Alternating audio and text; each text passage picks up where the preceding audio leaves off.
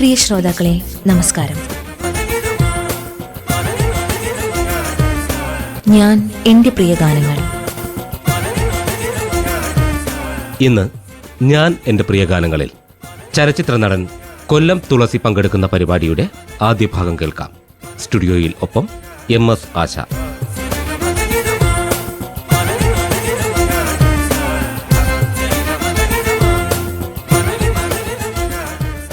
ഞാൻ എൻ്റെ പ്രിയഗാനങ്ങളുടെ ഇന്നത്തെ എപ്പിസോഡ് നമുക്കിവിടെ ആരംഭിക്കാം.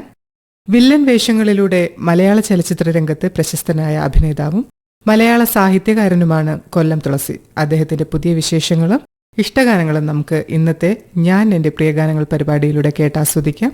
ഏവർക്കും സ്വാഗതം. സ്വാഗതം സർ. സ്വാഗതം. ഒരു കാലത്ത് മലയാളികളുടെ രീതി അനുസരിച്ച് പഠിത്തം പൂർത്തിയാക്കി ഏതെങ്കിലും ഒരു സർക്കാർ സർവീസിൽ ജോലിയിൽ പ്രവേശിക്കുക എന്നുള്ളത് ഒരു രീതിയായിരുന്നല്ലോ. അപ്പം അങ്ങനെയാണോ താങ്കൾ ഒരു സർക്കാർ സർവീസിലെത്തിയത്? ഇപ്പൊ മുനിസിപ്പൽ സർവീസിലാണ് ജോലി തേടിയതൊക്കെ. അങ്ങനെ പഠിച്ചു ഒരു ജീവിതമാർഗം എന്നുള്ള രീതിക്ക് ഒരു സർക്കാർ ജോലി വേണം എന്നുള്ള ഒരു ഉദ്ദേശത്തിൽ എത്തിയതാണ്. അല്ല, ഒരു സാധാരണ മനുഷ്യന്റെ ഒരു കടമ്പകളായതല്ല ഈ പറഞ്ഞതെല്ലാം. പഠിക്കുന്നു, പരീക്ഷ എഴുതുന്നു, പാസ്സാകുന്നു, പ്രായപൂർത്തിയാകുമ്പോൾ ജോലിക്ക് പ്രവേശിക്കുന്നു, ജോലി പ്രവേശിച്ചാൽ തന്നെ വിവാഹം കഴിക്കുന്നു, വിവാഹം കഴിച്ചു കഴിഞ്ഞാൽ കുട്ടികളുണ്ടാകുന്നു, പിന്നെ അവരെ പഠിപ്പിക്കുന്നു, പിന്നെ മുത്തശ്ശനാകുന്നു. ഇങ്ങനെ ഈ ജീവിതം അങ്ങ് അവസാനിപ്പിക്കുക. പക്ഷെ ഇതിനിടയ്ക്കിൽ ഈ ദേശത്തിന് വേണ്ടിയോ അല്ലെങ്കിൽ സമൂഹത്തിന് വേണ്ടിയോ നമ്മൾ എന്തെങ്കിലും ചെയ്യണം എന്നുള്ള ഉദ്ദേശത്തോടുകൂടി ആരും ഒന്നും ചെയ്യുന്നില്ല. ഞാനും അങ്ങനൊന്നും ചെയ്യുന്നില്ല എന്ന് പറയും. പക്ഷെ എൻ്റെ ഉള്ളിൽ കല കിടപ്പുണ്ടായിരുന്നു. ആ കലയെ പ്രോത്സാഹിപ്പിക്കാൻ വേണ്ടി ഞാൻ എൻ്റെ ഔദ്യോഗിക ജീവിതത്തിൽ നിന്ന് അല്പം വ്യതിചലിച്ചു പോയിട്ടുണ്ട്. അങ്ങനെയാണ് ഞാൻ കലാജീവിതത്തിലേക്ക് വന്നത്.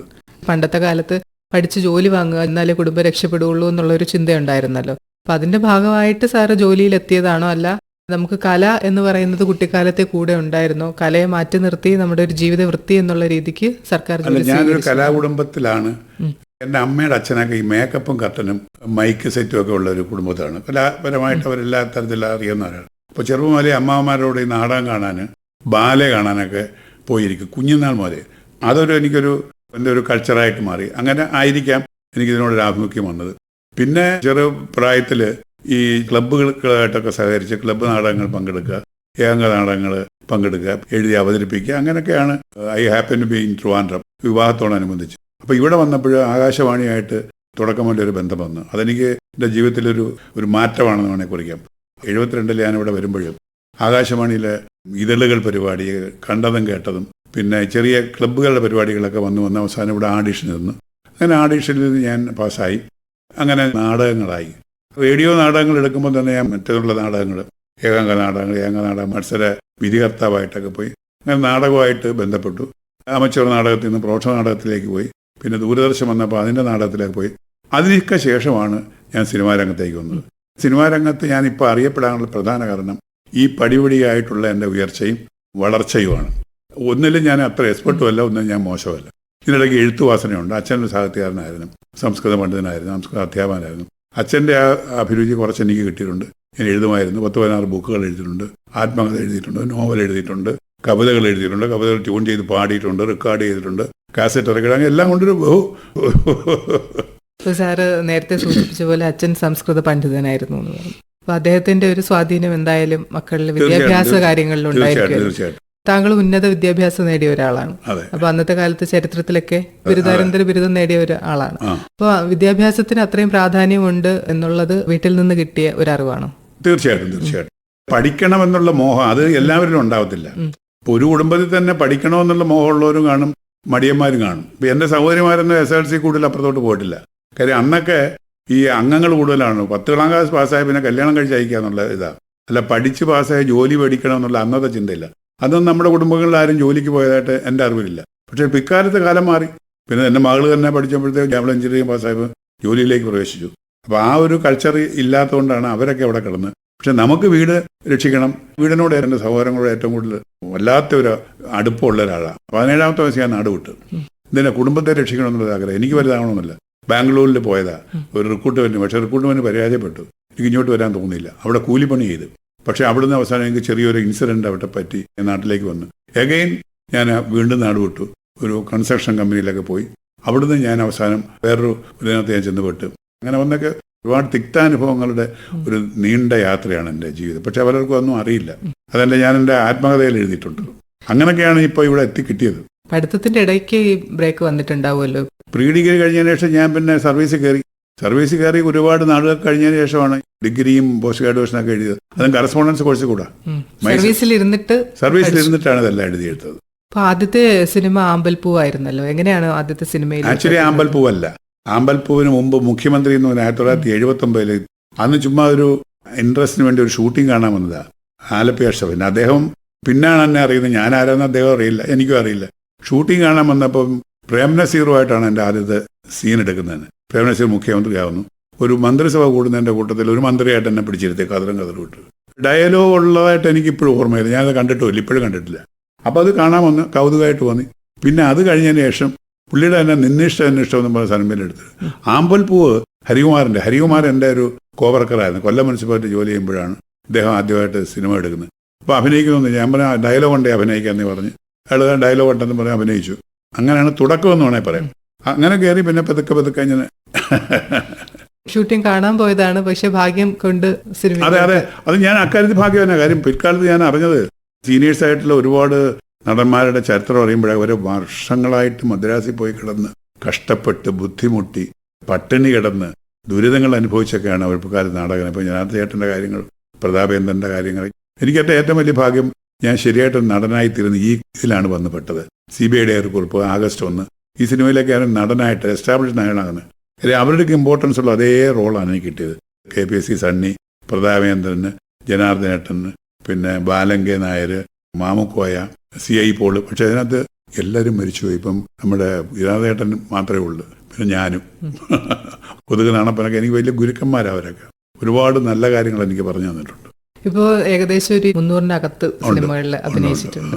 അപ്പൊ അധികവും വില്ലൻ വേഷങ്ങളും ഗൗരവക്കാരനായിട്ടുള്ള ഉദ്യോഗസ്ഥനായിട്ടൊക്കെയാണ്. എന്റെ മുഖത്തിന്റെ സൗന്ദര്യം കൊണ്ട് എനിക്ക് എപ്പോഴും വില്ലൻ വേഷം കിട്ടത്തുള്ളൂ. ശരിക്കും മനഃപൂർവ്വമായ ഒരു തെരഞ്ഞെടുപ്പ് അതിലുണ്ടായിരുന്നു. അത് വന്നു ഭവിച്ചതാണോ അങ്ങനെ? അല്ല, അത് സിനിമയ്ക്ക് വലിയൊരു കുഴപ്പമുണ്ട്. ടൈപ്പ് ചെയ്യപ്പെടും. ഒരു റോളിലെടുത്ത് ഒന്ന് ഇതായി കഴിഞ്ഞാൽ പിന്നെ അയാൾ അങ്ങനെ വിളിക്കത്തുള്ളൂ. 100 ചില്ലുവാൻ്റെ മന്ത്രിവേഷം ഞാൻ കിട്ടിയിട്ടുണ്ട്. അത് നല്ല മന്ത്രിയല്ല, ഫ്രോഡ് മന്ത്രി, കൈക്കൂലി മന്ത്രി, അഴിമതിക്കാരനായ മന്ത്രി. ഇത് നമ്മുടെ ജീവിതത്തിൽ ചെയ്യാത്ത കാര്യങ്ങളൊക്കെ നമുക്ക് കിട്ടും. അങ്ങനെ ടൈപ്പ് ചെയ്തപ്പെട്ടു. അപ്പോൾ ഒരു മോശം മന്ത്രിയാണോ കൊല്ലം ദിവസം വിളിക്കാൻ പറയും, രാഷ്ട്രീയക്കാരനായിട്ട് വിളിക്കാൻ പറയും. അങ്ങനെ ഞാൻ ടൈപ്പ് ചെയ്യപ്പെട്ട ഒരിതാണ്. പക്ഷെ ഞാൻ തമിഴിലെ വിക്രമിന് ഓപ്പോസിറ്റായിട്ടൊരു ഫിലിം ചെയ്തു, അരുളിനകത്ത് മെയിൻ വില്ലനായിട്ട്. ഞാൻ അതുപോലെ റോള് മലയാളത്തിൽ പോലെ എനിക്ക് തന്നിട്ടുമില്ല, ഞാൻ ചെയ്തിട്ടുമില്ല. അതിനകത്തും പൊളിറ്റീഷ്യനായിട്ടാണ്. അതുപോലെ തന്നെ സാമറായി എന്നും പറഞ്ഞ് വിക്രമിൻ്റെ മറ്റൊരു തമിഴ് പടം. പക്ഷെ എനിക്ക് അവിടെ അങ്ങോട്ട് എത്തിപ്പെടാൻ പറ്റിയില്ല. അതെനിക്കൊരു ആക്സിഡന്റ് പറ്റി. വിക്രമായിട്ടുള്ള ഒരു ഫൈറ്റിൽ ആക്സിഡന്റ് പറ്റി എൻ്റെ കൈ മോശമായി പോയി. അപ്പോൾ അങ്ങനെ പിന്നെ എനിക്ക് അവിടെ രക്ഷപ്പെടാൻ പറ്റിയില്ല. പിന്നെ ആ ഡയറക്ടർ പറഞ്ഞു വേറെ ചെറിയ വേഷങ്ങൾ ചെയ്യരുതെന്ന് പറഞ്ഞു. അങ്ങനെ അവിടെ ഫെഡപ്പായി പോയി. ഇന്നത്തെ കാലത്താണെങ്കിൽ സാറേ പറഞ്ഞ പോലെ ടൈപ്പ് കാസ്റ്റ് ചെയ്യപ്പെടുന്നില്ല ആരും. ഇപ്പം വില്ലനായിട്ട് അഭിനയിക്കുന്ന ഒരാൾക്ക് ഹാസ്യ നടനായിട്ട് അഭിനയിക്കാൻ പറ്റുന്നുണ്ട്. അതുപോലെ ക്യാരക്ടർ റോൾ മാറി മാറിയൊക്കെയാണ് ആൾക്കാർ ചെയ്യുന്നത്. അവസരങ്ങൾ കൂടുതലായിട്ട് ഇന്നത്തെ കലാകാരന്മാർക്ക് ഉണ്ടെന്ന് തോന്നുന്നു. അത് തെരഞ്ഞെടുപ്പിന്റെ കാര്യമാണോ? സാറിന്റെ കാലത്ത് അത്തരം തെരഞ്ഞെടുപ്പുകളിൽ ശ്രദ്ധിച്ചില്ല എന്ന് ഇപ്പൊ തോന്നുന്നുണ്ടോ? അല്ല, എനിക്ക് എൻ്റെ ഒരു കുഴപ്പമെന്ന് പറഞ്ഞാൽ ഞാൻ സർക്കാർ ഉദ്യോഗസ്ഥനായിരുന്നു. അപ്പൊ സർക്കാർ ഉദ്യോഗസ്ഥന്മാർ പൊതുവെ ഒരു ഇച്ചിരി ഈഗോ ഉള്ള കക്ഷികളാണ്. അങ്ങനെ താന്നു കൊടുക്കത്തില്ല. പൊതുവേ ഞാൻ താന്നു കൊടുക്കുന്ന ഒരു പാർട്ടിയല്ല. പക്ഷെ ഇതിനകത്ത് നിന്ന് അവരെ തലയൊറിയാനോ അവരെ മറ്റു രീതിയിലൊക്കെ സ്വാധീനിക്കാനോ ഒന്നും ഞാൻ പോകാറില്ല. വിളിക്കുമ്പോൾ പോകും, ഒരു തരുന്ന വേഷം അഭിനയിക്കും പോകും. കൂടുതൽ ആൾ പോയി കിടക്കത്തില്ല. 1-2 ദിവസം ഷൂട്ടിങ്ങിന് ഞാൻ പോകാറ്. അങ്ങനെയൊക്കെ ചില വീഴ്ചകൾ എനിക്ക് പറ്റിയിട്ടുണ്ട്. അതുകൊണ്ട് ടൈപ്പ് ചെയ്യുന്ന വേണമെങ്കിൽ ചെറിയ വേഷമൊക്കെ എന്നെ വിളിക്കാൻ കൊല്ലം ദിവസം വിടും. ഒരു ദിവസമേ കണ്ടു. ഞാൻ എന്നെ കൂടുതൽ നിർത്തരുത്. കാര്യം നമുക്ക് ജോലിയാവരുത്. കാര്യം ആ ജോലിയിലുള്ള പെൻഷനാണ് ഞാൻ ഇപ്പോഴും ജീവിക്കുന്നത്. അതെനിക്ക് മറക്കാൻ പറ്റത്തില്ല. അന്നും അങ്ങനെ തന്നെയാണ്. അതുകൊണ്ട് എനിക്ക് വലിയൊരു നടനാകാൻ കഴിഞ്ഞില്ല. അപ്പോൾ അന്നത്തെ നമ്മുടെ സാഹചര്യങ്ങൾക്കനുസരിച്ച് ചെയ്യാൻ പറ്റുന്ന മാക്സിമം കാര്യങ്ങൾ അന്ന് ചെയ്തു എന്ന് പറയാം. കുറെ നല്ല വേഷങ്ങൾ ചെയ്തിട്ടുണ്ട്. ഇനിയും ചെയ്യാൻ വേഷങ്ങൾ ബാക്കിയുണ്ട്. പക്ഷെ അപ്പോഴത്തേക്ക് നമുക്ക് ചില വാർദ്ധക്യകാല അസുഖങ്ങളും ചെറിയ ചെറിയ രോഗങ്ങളും ഒക്കെ അതിൻ്റെതായ ചില വീഴ്ചകളൊക്കെ ശരീരത്തിന് കിട്ടിയിട്ടുണ്ട്, മനസ്സിന് മാത്രമില്ല. ഇപ്പോൾ മലയാളത്തിലെ ഒരുപാട് സൂപ്പർ സ്റ്റാറുകളായിട്ട് ഇപ്പോൾ മോഹൻലാലും മമ്മൂട്ടിയായിട്ടൊക്കെ ഒരുപാട് സിനിമകളിൽ വളരെ ജനശ്രദ്ധ ആകർഷിച്ച ഒരുപാട് വേഷങ്ങൾ താങ്കൾ ചെയ്തിട്ടുണ്ട്. എങ്ങനെയായിരുന്നു അവരുമായിട്ടൊക്കെ ഉള്ള ഒരു? എല്ലാവരുമായിട്ടും നല്ല ബന്ധമാണ് എനിക്ക്. സൂപ്പർ സ്റ്റാർ കൂടുതൽ എല്ലാം ഓരോരുത്തരുമായിട്ടും. കാര്യം നമ്മുടെ പെരുമാറ്റമാണല്ലോ എല്ലാത്തിനും. അവിടെ കുറച്ച് ഈഗോ ഉള്ള ഒരു ഫീൽഡാണിത്. പക്ഷെ തമിഴിൽ ഞാൻ പോയി അഭിനയിച്ചപ്പോൾ ഇവിടെ വന്നപ്പോൾ എനിക്കായിരുന്നു മലയാള സിനിമയിൽ അത് വലുതായിട്ടില്ല. കാര്യം മമ്മൂട്ടിയൊക്കെ നമ്മളോട് ഒപ്പം ഇരുന്നാണ് ആഹാരം കഴിക്കുന്നത്. മോഹൻലാലും അങ്ങനെയാണ്, കുറച്ചങ്ങോട്ട് മാറിയിരുന്നെങ്കിലും ഇവിടെ അങ്ങനെ ഒരു വലുപ്പ വ്യത്യാസം ഞാൻ കണ്ടിട്ടില്ല. പിന്നെ എന്നെ ഒരു സർക്കാർ ഉദ്യോഗസ്ഥൻ എന്നുള്ള രീതിയിൽ കൂടെ ആ ഒരു അക്സെപ്റ്റൻസ് എനിക്ക് എല്ലാവരും തരാറുണ്ട്, ഈവൻ ഡയറക്ടർ ഉൾപ്പെടെ. അപ്പോൾ അത് കാരണം എനിക്ക് എല്ലാവരുമായിട്ടും നല്ല ബന്ധമാണ്. എന്നെ മനഃപൂർവ്വം അങ്ങ് വളർത്തണം എന്നുള്ള ആരും ആഗ്രഹിച്ചിട്ടുമില്ല, അങ്ങനെ എന്നെ വളർത്തിയിട്ടുമില്ല. എവിടേക്കോ നമ്മുടെ തലയിലെടുത്തെന്ന സാധനമുണ്ട്. എന്നേക്കാൾ കഴിവുള്ള രൂപഭംഗിയുള്ള എത്രയോ ആളുകൾ ഇപ്പോഴും പുറത്ത് ഇപ്പോൾ ഉണ്ട്. ഇതിന് തലയിലെഴുത്ത് വേണം, ഭാഗ്യം വേണം, കഴിവ് വേണം, പിന്നെ ഒരു ഗോഡ് ഫാദറും വേണം. അങ്ങനെയുള്ളവർക്ക് ഇതിനകത്ത് രക്ഷപ്പെടാൻ പറ്റും. എനിക്ക് കഴിവ് കുറച്ചുണ്ട്, പക്ഷേ എനിക്ക് അവസരങ്ങൾ വന്നു കിട്ടി. പിന്നെ ഭാഗ്യം തലയിലെഴുത്ത് കൊണ്ടുണ്ട്. അതുകൊണ്ട് ഞാൻ ഇങ്ങനെ അങ്ങ് പോകുന്നു. ഇപ്പോൾ നമുക്ക് ഇഷ്ടഗാനങ്ങളും കൂടെ പങ്കുവയ്ക്കുന്ന ഒരു പരിപാടിയാണിത്. അപ്പോൾ സാറ് എല്ലായ്പ്പോഴും കേൾക്കാൻ ആഗ്രഹിക്കുന്ന ഒരു പാട്ട്. മനുഷ്യൻ്റെ ഏറ്റവും വലിയ ഒരു സുഖം എന്ന് പറഞ്ഞ് സ്വപ്നം കാണില്ല. നമുക്ക് ആരെ എന്ത് വേണമെങ്കിലും സ്വപ്നം കാണാം. അങ്ങനെ സ്വപ്നങ്ങൾ ഇല്ലാത്ത ഒരു ജീവിതം ഇല്ല. അതുകൊണ്ട് എനിക്ക് ഏറ്റവും ഇഷ്ടപ്പെട്ട കാവ്യമാളയിലെ പണ്ട് ചെറുപ്പകാലത്ത് ഞാൻ കണ്ട ഒരു സ്വപ്നങ്ങൾ എന്ന് പറഞ്ഞാൽ വളരെ മനോഹരമായിട്ട് ഇപ്പോഴും വെറുതെയെങ്കിലും ചുണ്ടിൽ പോകുന്നു. സ്വപ്നങ്ങൾ സ്വപ്നങ്ങള്. ഈ പാട്ട് വയലാർ എഴുതി ദക്ഷിണാമൂർത്തി സംഗീതം ചെയ്തതാണ്. പാടിയത് യേശുദാസൻ ലീലയാണ്. ആ പാട്ട് അതൊന്ന് കേൾക്കാം. ആദ്യം നാടകങ്ങളിൽ അഭിനയിച്ച കാര്യം പറഞ്ഞല്ലോ. ഇപ്പോൾ നാടകാനുഭവങ്ങൾ അല്ലെങ്കിൽ റേഡിയോ നാടകങ്ങൾ ഇപ്പോൾ സിനിമ അഭിനയ രംഗത്തേക്ക് വരുമ്പോൾ എത്രത്തോളം സ്വാധീനിച്ചിട്ടുണ്ട്? തീർച്ചയായിട്ടും അതൊരു നല്ല ചോദ്യമാണ്. കാര്യം റേഡിയോ നാടകങ്ങൾ ഇതിന് ടെസ്റ്റ് ഉണ്ട്, ആഡിഷൻ ഉണ്ട്. ഈ അക്ഷരസ്ഫുടത ഒരു വലിയ ഘടകമാണ്. ഇപ്പോഴും ഭാഗ്യത്തിന് ഭാഗ്യം എന്ന് പറയുന്നുണ്ട്, ഭാര്യ ഭർത്തൃ ബന്ധം എന്ന് പറയുന്നുണ്ട്. അപ്പോൾ അക്ഷരശുദ്ധി എനിക്കുണ്ടായിരുന്നു. അത് എൻ്റെ അച്ഛൻ സംസ്കൃതാധ്യാപകനായിട്ട് അച്ഛൻ്റെ കൂടെ 3 വർഷം പഠിച്ച എനിക്കുണ്ട്. വാഗർത്ഥ വിവ സംവർത്ഥവും വാഗർത്ഥ പ്രതിപത്തയെ ജഗത എന്നൊക്കെ പറഞ്ഞ് പഠിപ്പിക്കും. ആ ഒരു ഗുണം എനിക്ക് കിട്ടിയിട്ടുണ്ട്. അപ്പോൾ അക്ഷരസ്ഫുടതയൊന്നും. പിന്നെ മോഡുലേഷൻസ്. ഇവിടെ നമ്മുടെ ഗുരുക്കന്മാരെന്ന് പറഞ്ഞാൽ ആകാശവാണി വന്ന എൻ്റെ ഒരു ഈറ്റില്ലമാണിത് പറയുന്നത്. TR Sukumaran Nair, Sreekandan Nair, തിക്കുരി Sukumaran Nair, Ramankutty Nair, P. ഗംഗാരൻ നായർ, പ്രിയപ്പെട്ട ജഗതിയുടെ അച്ഛൻ ജഗതി NK ആചാരി, ഇങ്ങനെയുള്ള മഹാരഥന്മാരുടെ കൂട്ടിലാണ് ഞാൻ വന്ന് പെട്ടത്. അത് കാരണം അവരിൽ നിന്ന് ഒരുപാട് ഗുണം എനിക്ക് കിട്ടിയിട്ടുണ്ട്. പിൽക്കാലത്ത് സിനിമയിലും അതിൻ്റെ ഒരു പ്രചോദനം എനിക്ക് എപ്പോഴും കിടന്നിട്ടുണ്ട്. അങ്ങനെയൊക്കെയാണ് ഞാൻ കുറേയെങ്കിലും അറിയപ്പെടാനായിട്ടും ആരും മോശമെന്ന് ഇതുവരെ പറഞ്ഞിരുന്നതാണ് എൻ്റെ അഭിപ്രായം. സിനിമയേക്കാൾ ജനപ്രീതി സീരിയലിൽ താങ്കൾക്ക് നൽകിയിട്ടുണ്ട്. സിനിമയിൽ വില്ലൻ വേഷങ്ങളായിരുന്നത് കാരണം ആൾക്കാരൊരു പേടിയോടുകൂടിയൊക്കെ ആയിരിക്കും നോക്കി കണ്ടിട്ടുണ്ടാവുക. പക്ഷെ സീരിയലുകളിലോട്ട് വന്നപ്പോൾ കുറച്ചും കൂടെ ജനപ്രീതിയുള്ള അല്ലെങ്കിൽ നമ്മുടെ വീട്ടിലെ അംഗത്തെ പോലത്തെ ക്യാരക്ടർ ചെയ്തിട്ടുണ്ടല്ലോ. അപ്പോൾ സിനിമയിൽ നിന്ന് സീരിയലിലേക്ക് വന്നപ്പോൾ എന്തെങ്കിലും മാറ്റം ഉണ്ടായതായിട്ട് തോന്നിയിട്ടുണ്ടോ? തീർച്ചയായിട്ടും ഉണ്ട്. സിനിമ എന്ന് പറയുന്നത് സംവിധായകൻ്റെ കലയാണ്. സംവിധായകൻ പറയുന്ന അനുസരിച്ച് ചെയ്യണം. ഇവിടെ അത് പറ്റത്തില്ല. ഇവിടെ നമുക്കൊരു കഴിവുണ്ടായിരിക്കണം. സംവിധായകൻ ഐഡിയ പറഞ്ഞു തരും, പിന്നെ പെട്ടെന്ന് എടുക്കണം. കാര്യം ഇവിടെ ഒരു ദിവസം ഒരു എപ്പിസോഡ്, ചിലപ്പോൾ 2 എപ്പിസോഡൊക്കെ, അപ്പോൾ കൂടുതൽ പഠിപ്പിച്ചുകൊണ്ടിരുന്ന കാര്യം നടക്കത്തില്ല. പിന്നെ സിനിമയാണ് നമ്മളെയൊക്കെ പോപ്പുലറാക്കിയത്. ആദ്യത്തെ സ്ത്രീയിലൊക്കെ ഞാൻ മുടിയൂടാവനായിട്ടൊരു വില്ലനായിരുന്നു. അമ്പാട്ട കൃഷ്ണനുണ്ണി എന്ന് പറഞ്ഞാൽ ഞാൻ, സിദ്ദിഖ്, ഫിലോമിന ചേച്ചി, വിനയപ്രസാദ്, അങ്ങനെ ഒരു വലിയൊരു ടീമുണ്ടായിരുന്നു. അത് എത്രയോ എപ്പിസോഡ്. അതാണല്ലോ നമ്മുടെ ഏറ്റവും കൂടുതൽ മെഗാ സീരിയലിൻ്റെ തുടക്കം. അതിനുശേഷം 3-ാം സ്ത്രീയിൽ ഞാൻ അഭിനയിച്ചു മുക്കുവനായിട്ട്. അത് അങ്ങനെ ഒരുപാട് സീരിയലിൽ അഭിനയിക്കുക വഴി ഒരുപാട് കഥാപാത്രങ്ങൾ നമുക്ക് അവതരിപ്പിക്കാൻ പറ്റും. ഒരു 100 സിനിമയിൽ അഭിനയിച്ച ഫലം ചിലപ്പോൾ ഒരു 2 സീരിയൽ അഭിനയിച്ചാൽ കിട്ടും. കാര്യം 1000 എപ്പിസോഡിനകത്ത് ജ്ഞാനശീലൻ്റെ ശ്രീരാമനും സീതയും, സ്നേഹാഞ്ജലി എന്നുള്ള എത്രയോ എപ്പിസോഡുകളാണെന്ന് പറയുന്നത്. ആളുകൾ ഇങ്ങനെ അഴിഞ്ഞു പോവില്ലേ. അങ്ങനെയൊക്കെ വെച്ച് പോകുമ്പോൾ നമ്മളൊക്കെ സീരിയൽ അഭിനയിക്കും മോശമല്ല.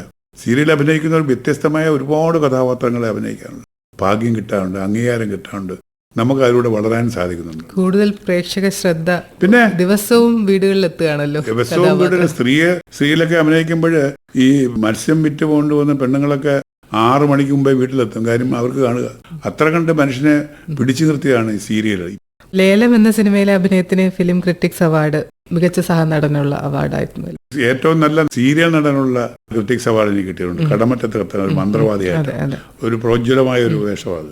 ലേലത്തിന് അത് മത്സരത്തിന് അയച്ചില്ല. അതിന് നമ്മുടെ ഒരു ദുഃഖം അതാണ്. നമ്മൾ അഭിനയിക്കണം, പക്ഷെ മത്സരത്തിന് അയച്ചാലേ നമുക്ക് അത് കിട്ടാറുള്ളൂ. എല്ലാ സിനിമകളും അവാർഡ് നിർണയത്തിന് തിരഞ്ഞെടുക്കപ്പെടണമെന്നാണ് ഞാൻ പറഞ്ഞത്. ചിലപ്പോൾ മോശം സിനിമയിലായിരിക്കും ഒരു നല്ല ഗായകൻ പാടിയത്, പക്ഷെ മത്സരത്തിന് അയക്കാത്ത അയാളെ ചാൻസ് കിട്ടും. അപ്പോൾ അതിനൊരു മാറ്റം വരണമെന്ന് ഞാൻ പലവിധ വേദികളും പറഞ്ഞിട്ടുണ്ട്. മറ്റ് അവാർഡുകൾ എന്തൊക്കെയാണ്? പുരസ്കാരങ്ങൾ ഒരുപാട് കിട്ടിയിട്ടുണ്ട്. ഇപ്പോൾ ഏറ്റവും കൂടുതൽ കിട്ടിയത് കേരള സംഗീത നാടക അക്കാദമിയിലെ ഗുരുപൂജ പുരസ്കാരമാണ്. എൻ്റെ നാടക ജീവിതത്തിൽ നാടകത്തിലൂടെയുള്ള യാത്രയ്ക്ക് കിട്ടിയ ഒരു വലിയ അംഗീകാരമാണ്. മറ്റുള്ളവർ പറയാൻ മടിക്കുന്ന ഒരുപാട് കാര്യങ്ങൾ സാറ് ധൈര്യപൂർവ്വം വെട്ടി തുറന്ന് പറഞ്ഞിട്ടുണ്ടല്ലോ.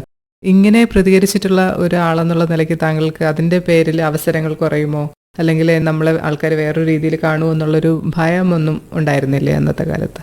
നമുക്ക് ഭയപ്പെട്ട കാര്യമൊന്നുമില്ല. നമ്മുടെ പോക്കറ്റിൽ കനമില്ലെങ്കിൽ നമ്മൾ പേടിക്കേണ്ട കാര്യമില്ലല്ലോ. ഹെമ കമ്മിറ്റി റിപ്പോർട്ട് വന്നപ്പോൾ പല സുഹൃത്തുക്കളും എന്നോട് ചോദിക്കും, എടേ നിന്റെ പേരൊന്നും കണ്ടില്ലല്ലേ, വലിയ വിഷമം പോലെ അവർക്ക് ചോദിക്കുന്നത്. നമ്മുടെ വേഷങ്ങൾ പല സിനിമകളിലും ബലാത്സംഗം ക്യാരക്ടർ ചെയ്തിട്ടുണ്ട്. പക്ഷേ ബലാത്സംഗ സീനിൽ ഞാൻ ഇതുവരെ അഭിനയിച്ചിട്ടില്ല. ഞാൻ പറഞ്ഞു എൻ്റെ അച്ഛനും എൻ്റെ അമ്മയ്ക്കും എൻ്റെ സഹോദരങ്ങൾക്കും എൻ്റെ ഭാര്യയ്ക്കും മകൾക്കും കാണാവുന്ന സീനെ ഞാൻ അഭിനയിക്കാൻ ആദ്യമേ പറഞ്ഞിട്ടുണ്ട്. നേരത്തെ പറഞ്ഞ പോലെ ഒരു സർക്കാർ ഉദ്യോഗസ്ഥൻ എന്നൊക്കെയുള്ള ഒരു രീതിക്ക് എക്കാലത്തും ഒരു ബഹുമാനം താങ്കൾക്ക് ലഭിച്ചിട്ടുണ്ട്. തീർച്ചയായിട്ടും. അതുകൊണ്ട് തന്നെ താങ്കളുടെ തുറന്ന പറച്ചിലുകൾ ആ രീതിയിൽ സ്വീകരിക്കപ്പെട്ടു എന്ന് തോന്നുന്നുണ്ടോ? ഒരു കലാകാരന് സമൂഹത്തോട് പ്രതിബദ്ധത ഉണ്ടായിരിക്കണമെന്ന് വിശ്വസിക്കുന്ന ആളാണ് ഞാൻ. സമൂഹത്തിൽ നമുക്ക് ചുറ്റും കാണുന്ന തെറ്റുകളെ ചൂണ്ടിക്കാണുന്നത് ഇപ്പോഴും ചൂണ്ടിക്കാണിക്കും. എന്തിനാ മറച്ചു വെക്കേണ്ട കാര്യം? സത്യസന്ധമായിരിക്കണം. തുറന്നു പറയാനുള്ള അർഹതയും യോഗ്യതയും നമുക്കുണ്ടായിരിക്കണം. അത് വെറുതെ വിമർശിച്ചിട്ട് കാര്യമില്ല. അത് അന്നും പറയും, ഇപ്പോഴും പറയും. നമുക്ക് രണ്ടാമത്തെ പാട്ടിലോട്ട് പോയാലോ?